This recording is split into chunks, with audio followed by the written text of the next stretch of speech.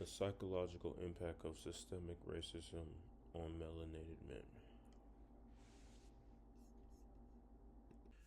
The outline for this presentation: professional relevance, background, problem statement, gaps, research questions on hypothesis, independent variable, dependent variable, methods, stats, timeline, limitations, and next steps. From an industrial organizational psychology standpoint, perceived organizational racism, or POR, is a critical variable because it shapes how employees interpret fairness, trust, leadership, experience, belonging, and engage with the workplace demands. Research consistently shows that when employees perceive the environment as inadequate, emotional exhaustion, reduced job satisfaction, and lower organizational commitment becomes more likely.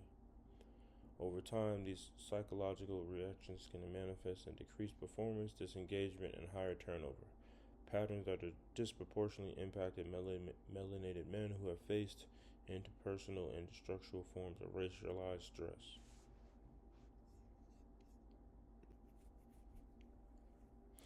The relevance of this for industrial organizational psychologists' perspective: perceived inadequacies within the workplace affect both employee well-being and overall organizational functioning. When employees sense that hiring, evaluation, or advanced practices are influenced by bias rather than merit, it undermines trust in leadership, weakens motivation, and disrupts psychological safety.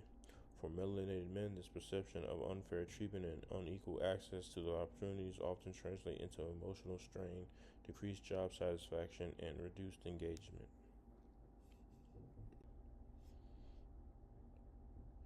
Some of the effects of spillover is emotional exhaustion. Chronic exposure to POR leads to mental depletion, reducing patience, emotional availability, and presence with family, irritability, and conflict. Elevated stress contributes to irritable, shorter temper, and rational strain with partners and children.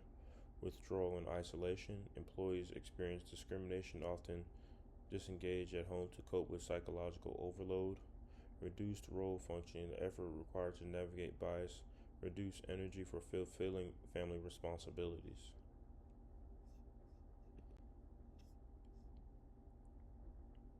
How workplace affects the community.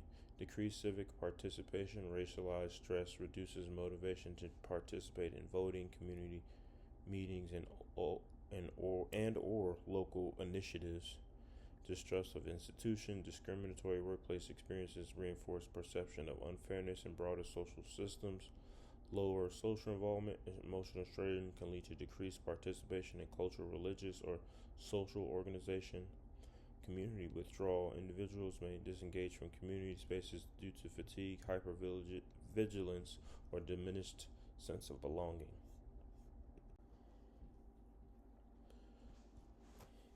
Although many organizations implement DEI initiatives to improve fairness in hiring and career advancement, evidence shows that these efforts do not always translate into equitable outcomes for melanated employees.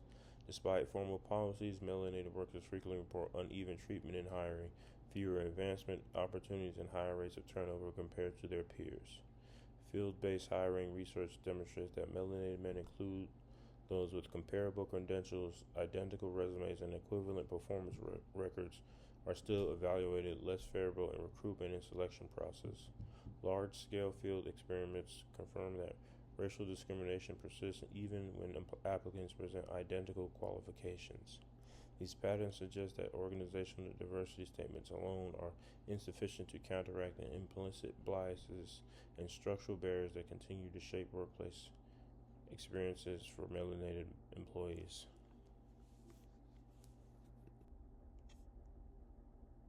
Workplace inadequacies create long-lasting psychological strain for melanated men. Persistent exposure to bias, whether in hiring, evaluation, or daily interaction, can heighten stress levels, contribute to depressive symptoms, and weaken an employee's sense of belonging within an organization. When individuals feel that they must monitor how they are perceived or anticipate unfair treatment, Emotional exhaustion becomes more likely as chronic discrimination is strongly associated with elevated stress biomarkers and psychological distress. These conditions also make employees less comfortable discussing mental health concerns or seek support, which further isolates them and limits access to resources that could alleviate workplace stress. Workplace discrimination creates psychological strain that does not stay confined to the job. Instead, research shows it spills over into home, family, and community life. Persistent exposure to racial bias elevates stress response, emotional exhaustion, and vigilance of all, which influence functioning outside of work. Workplace discrimination influences more than individuals' well being. It alters how melanated men interact with community structures, social networks, and civic spaces.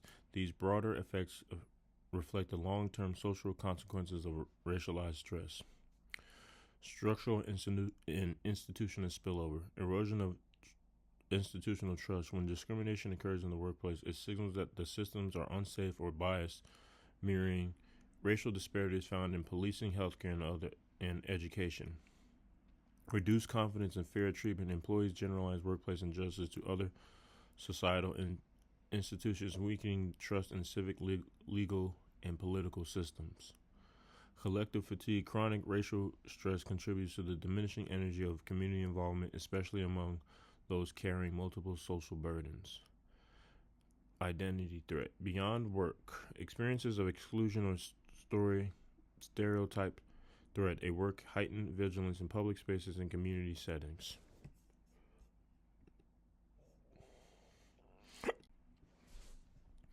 Racial inequities in hiring and workplace treatment have been widely recognized, but far less is known about how these experiences shape the psychological well-being and outcomes of melanated men once they enter the organization.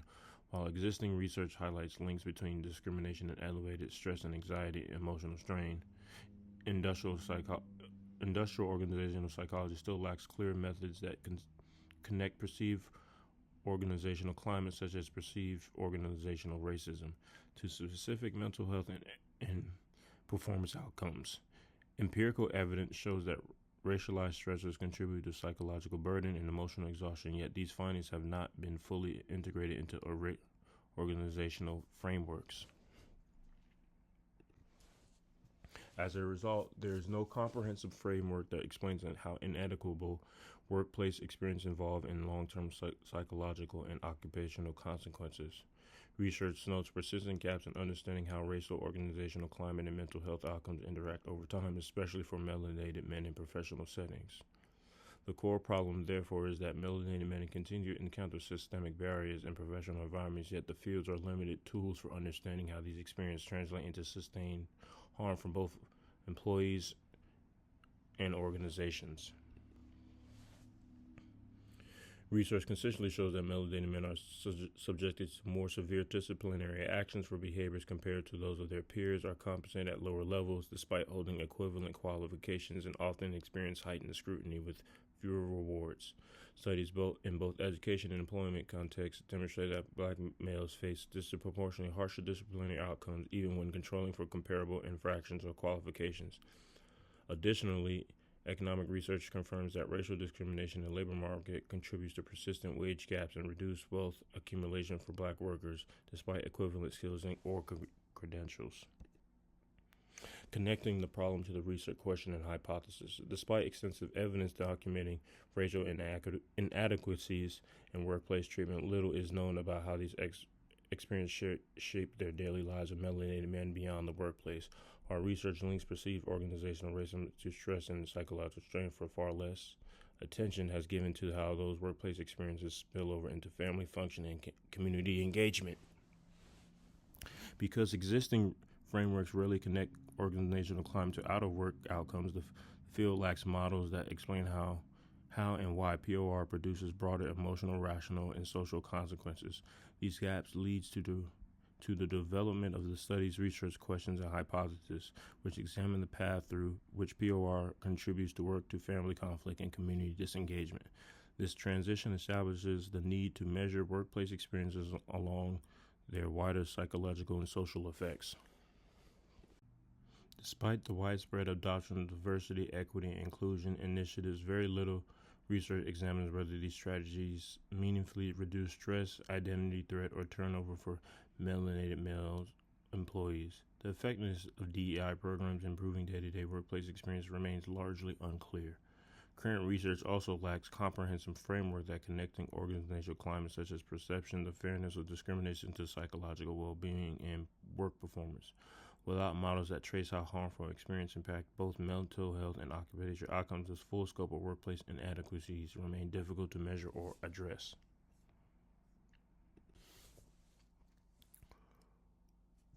By gathering self-reported data and comparing these perceptions to establish empirical patterns, the study seeks to clarify how perceived organizational racism contributes to disparities not only in psychological and occupational outcomes, but also in work-to-family conflict and community engagement. Evidence indicates that inadequate organizational climate undermines well-being, job-reduced satisfaction, and contribution to decreased performance, strained family relationships, and broader community disengagement. The goal is to generate actionable evidence-informed recommendations that support equitable workplace practices, inclusive leadership, healthier family functioning, and more organizational and community systems. Research question: how does perceived organizational racism relate to perceived work-to-family conflict? How does perceived organizational racism relate to perceived community and disengagement? How do different forms of perceived workplace racism, inequality, discipline, limited advancements, and pay disparities relate to perceived family stress and perceived community participation? Hypothesis 1. Higher levels of perceived organizational racism, POR, will be associated with greater perceived work-to-family conflict. Hypothesis 2. Higher levels of perceived organizational racism will be associated with greater perceived community disengagement. Hypothesis 3A. Higher levels of perceived inequitability, discipline will be associated with higher perceived family-related stress.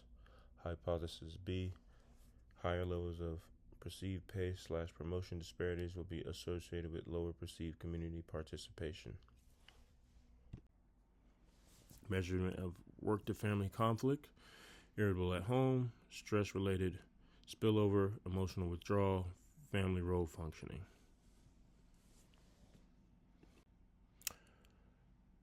Measurement of community disengagement, hypothesis 2, civic involvement, behavioral, distrust of community institutions, attitudinal, social and community participation, behavioral.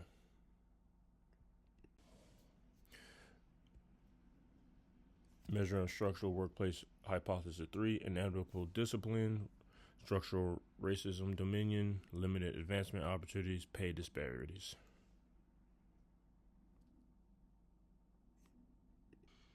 Clear construct definitions are essential for accurate testing for studies hypotheses because the research examines perceived organizational racism, POR, work-to-family conflict, and community disengagement.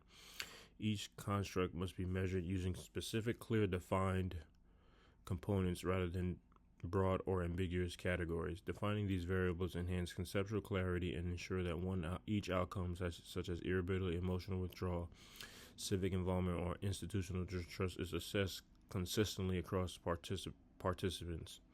This precision strengthens the study validity and by linking POR to distinct psychological, family, and community outcomes in a measurable way. Establishing clear definitions also supports the development of integrated framework that explains how workplace experience extend beyond the job, influence family functioning and well-being, and community participation among melanated men. The study is guided by theories that explain how systemic racism influences organizational structure, employees' experience, and workplace outcomes. The framework integrates critical race theory, CRT, social identity theory, and organizational justice theory to examine how racialized systems such as perception, treatment, and behavior within the workplace. CRT provides the overarching lens of recognizing that racism is embedded within institutions, policies, practices, and cultural norms. CRT emphasizes that inequitable outcomes are not isolated events but arise from broader structural forces, a perspective supported by research documenting how racialized barriers affect mental health, identity, and occupational opportunities for melanated individuals. In organizational context, CRT helps clarify how recruitment, evaluation, promotion, pathways, and disciplinary practices can unintentionally reproduce racial disparities even when organizations claim neutrality. Patterns are also observed in empirical hiring disciplinary research. By applying CRT, this study examines how systemic racism influences psychological safety, access to leadership, opportunities, and overall employee well-being among melanated men, reflecting established evidence and racialized stress contributes to emotional strain, reduced belonging, and long psychological harm. Social identity purpose. The individuals derive part of their self-concept, sense of belonging, and perceived value for membership in social groups such as race and ethnicities.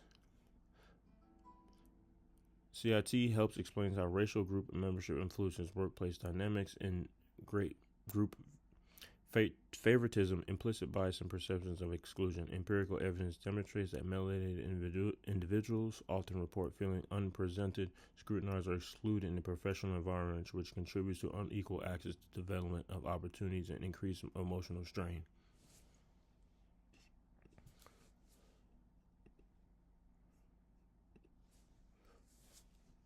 Organizational justice theory. Organizational justice theory focuses on employee perception of fairness across the three dimensions: distributive justice, procedural justice, and interactive justice. This theory supports analyzing how perception of inequitable treatment, bias, disciplinary actions, uneven performance evaluations, and inconsistent marginal support shape psychological well-being and engagement among melanated men. Empirical research shows that racialized disparities in workplace treatment, such as harsher disciplinary outcomes, restricted advancement opportunities, and inequitable compensation, contributes to elevated psychological distress and reduced organizational commitment. This study integrated framework combines structural, social, and organizational perspectives to explain how perceived racism affects employees' outcomes. Systemic racism, CTR lenses functions as a structural force shaping policies and organizational practices that influence work conditions. Identity-based perception, social identity theory explains how racial group membership shapes daily interaction, feelings of inclusion or exclusion, and interpretation of workplace experiences. Perception of fairness and access to organizational justice theory describes how employees evaluate the fairness of outcomes, decisions-making process, and interpersonal treatment. Workplace outcomes, including psychological safety, job satisfaction, access of leadership opportunities, burnout, turnover, intentions, and overall well-being. These models position systemic racism as an overarching structural context that shapes individuals' perceptions, experience, which then translate into measurable psychological and organizational outcomes. It also provides a framework for testing how identity, organizational structures, and fairness obsessions interact to produce differential experiences for melanated men. Independent variables and POR. Definition: POR refers to the employee's perception of discriminatory treatment, bias, decision-making, unequal access to opportunities, or unfair organizational practices based on race. Perceived or interpersonal bias, unfair criticism, microaggression, independent supervision, differential treatment, perceived structural inequity, perceived unfair promotion practices, biased evaluation systems, unequal access to development. Perceived policy enforcement, perceptions of inconsistent discipline, favoritism, or unequal consequences. Degree of change in the study: psychological well-being includes depressive symptoms, emotional burnout, and sense of belonging. Work outcomes includes job satisfaction, organizational commitment, and performance-related indicators. Together, these variables reflect how POR shapes both internal psychological states and observable workplace functioning contribute to long-term occupational consequences for melanated men. Direction of change, psychological well-being, and family spillover, a perceived organizational racism, POR, increases psychological well-being and expected to decline, reflect in greater depressive symptoms, heightened emotional burnout, and reduced sense of belonging. Decline in well-being are anticipated contribute to higher work to family conflict, strained relationships, increased emotional withdrawal at home. Conceptual pathway, higher POR, lower well-being, greater work to family conflict. The dependent variables, group 1, depressive symptoms, emotional burnout, sense of belonging. This matters because the components represented the internal psychological impact of POR serve as key mediators between workplace discrimination and outcomes such as work to family conflict. Dependent variables, group 2, work to family conflict, family role strain, community disengagement, lower civic involvement. This matters because the outcomes illustrate how workplace racism extends beyond organizational boundaries, shaping family dynamics and community engagement.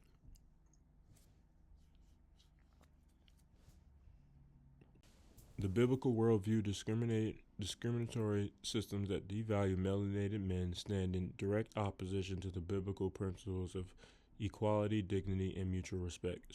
Scripture calls believers to challenge injustice and protect those who are marginalized. Proverbs 31:8-9 instructs God's people to speak up for those who cannot speak for themselves, defend the rights of the poor and the needy, emphasizing the responsibility to advocate for individuals harmed by unfair treatment.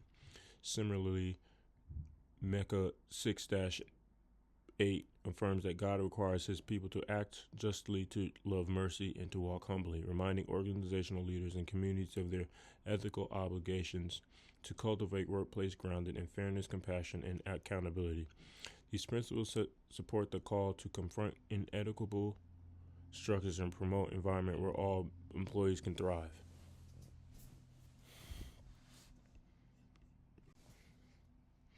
Next, we move on to the methodology. The study uses a mixed method design and integrates quantitative measures with qualitative insights to examine the effects of perceived organizational racism on psychological and work-related outcomes. Independent variable, perceived organizational racism; dependent variable, psychological outcomes, work outcomes. The instruments that will be used are a combined validation report, scaling, and open-ended written responses designed to capture both measurable patterns and nuanced personal experience. Newly collected data combined with relevant pre-existing organizational records such as performance metrics or climate assessments. Quantitative analysis will include descriptive statistics, correlational and regressional models to examine the relationships between POR and dependent variables. Qualitative responses will be analyzed using thematic coding, with findings triangulating against qualitative results to strengthen validity. Participants will be adults of African American descent ranging from 18 to 65 years old. Individuals of all employment sectors and all education levels will be included, provided they have lived in the United States for at least 5 years continuous. This creation ensures that participants have sufficient exposure to U.S. workplace structure and systemic and conditions shown to influence racial experience and psychological outcomes.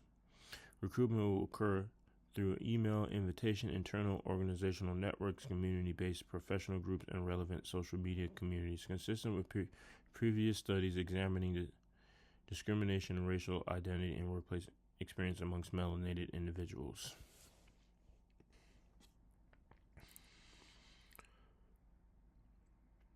The measurements that will be used: the PHQ-9, the Malice Burnout Inventory, belonging scale items, job satisfaction survey items, organizational commitment scale items, supervisor or self-related performance metrics.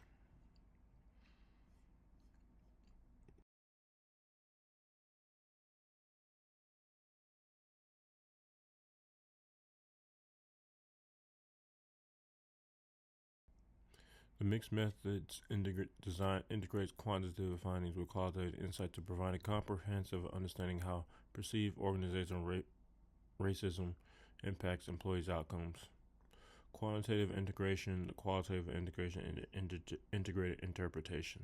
So insights for both data types will be compared to determine where statistical trends align with participants' real-life experience. This integration strengthens validity by combining measurable patterns with lived experiences. Racism is partly subjective and context-dependent, making qualitative data essential for capturing lived experiences that numerically score alone fully cannot represent. Open-ended narratives reveal the emotional, relational, and situational details behind perceived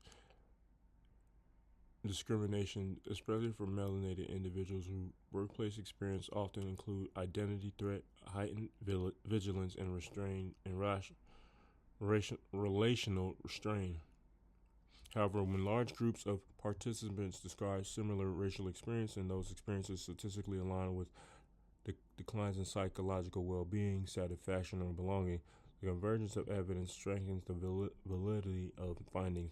Prior research shows that discrimination is consistently associated with depressive symptoms, emotional burnout, and elevated stress biomarkers, reinforcing that the value of connecting qualitative insights with quantitative trends.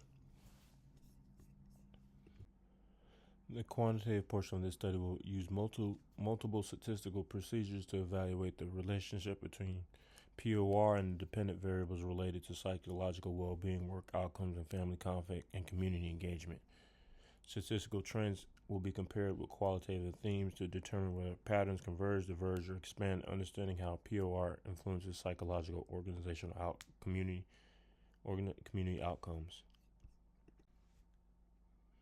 The distributed statistics will be mean, scores, standard deviation, distribution checks for all studies and variables, then a reliability analysis using Cronbach's alpha, correlational analysis will be using Pearson's correlation, and then the multiple regression analysis models and how strong POR predicts the depressive symptoms, emotional burnout, sense of belonging, job satisfaction, organizational commitment, work to family conflict, community disengagement, evaluation of effective size, model, and variance explained.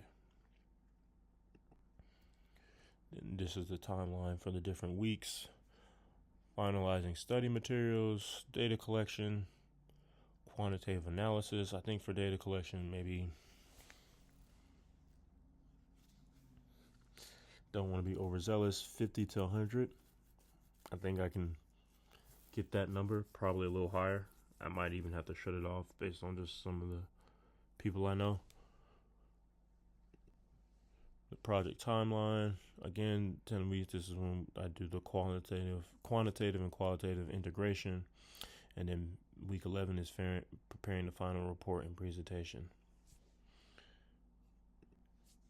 Some of the limitations is the self-reporting bias, the cross-sectional design. This one is the data will be collected at a single time point, which limits the ability to infer casual relationships or changes over time. Subjectively or qualitative responses. I think with AI, I might be able to mitigate that. I don't know, probably not because of the measurements and how things will work. It's going to be like, how often did you experience this from a scale of 1 to 5? So it might not be able to, but maybe, because that's still perceived in their own subjectivity and when they felt like they got that. But the questions will be based upon that we created will be based upon other research of consistent things that other melanated individuals said they faced when they were in the workplace environment and how it transferred to home after they went through that experience. Organizational data, the availability, access to pre-existing organizational records, which is kind of easy being in school. Then the generalizability, findings from melanated men in specific organizational contexts may not generalize to all industries, demographics, or workplace. In other words, in some spaces, there might not be enough people who work there, or I may not have enough of a variety of individuals in these different career fields. For example, nursing. I think the nursing degree is like 90% women, so like that's a different demographic, and they may not even experience something like that, considering that there's only 10% men in there, so like there might be even more favoritism or bias towards them instead of against them. The next steps would be refining survey instruments, finalizing participant recruitment plan, prepare data collection materials, begin data collection phase, plan for analysis and reporting, integrated findings, and development recommendations. And these are my